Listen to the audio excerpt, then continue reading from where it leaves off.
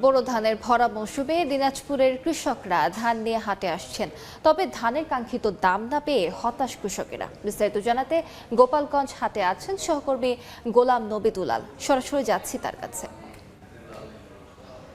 আমি এই মুহূর্তে রয়েছি গোপালগঞ্জ ধানের হাটে, যেখানে ভোর থেকে কৃষকরা তাদের ধান নিয়ে আসে এবং কেনাবেচা এখানে জমজমাট, এবং এই হাটটি বেলা 1টা পর্যন্ত এখানে চলে।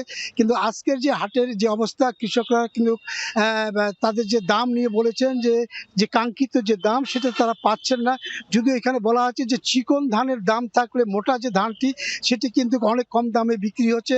আজকের যে হাট, সেই হাটে আমরা দেখছি যে কৃষকরা বারবার যেটা অভিযোগ করেছেন যে কৃষি উপকরণ, বিশেষ করে সারের যে ক্রাইসিস, এবার সার নিয়ে সবচেয়ে বেশি তাদের ভোগান্তিতে পড়তে হয়েছে, এবং যে উৎপাদন খরচ, সেই উৎপাদন খরচে কিন্তু তাদের আমরা সেভাবে উঠছে না। তারা যেটা বলছেন যে আজকের হাটে আমরা দেখছি যে জিরা কাটারি প্রতিমণ বিক্রি হচ্ছে 1750 থেকে 2000 টাকা, বগুড়া কাটারি বিক্রি হচ্ছে 1500 থেকে 1600 টাকা, এবং কাঁচা যে ধানটি, সে ধানটি একেবারে দাম নেই, মাত্র 850 থেকে 900 টাকা প্রতিমণ, এবং পাথর ঘাটা যেটা 1000 থেকে 1050 টাকা, 88 1050 থেকে 1100 টাকা।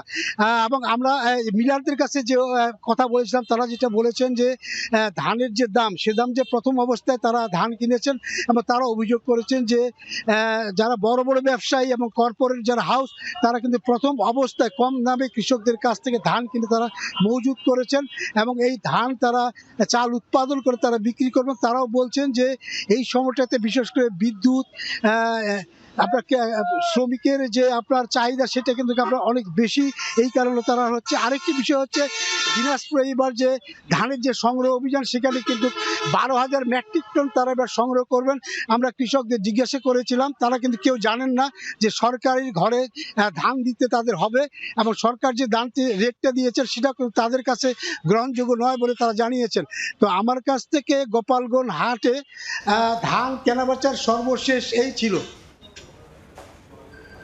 সরাসরি যুক্ত ছিলাম দিনাজপুরে।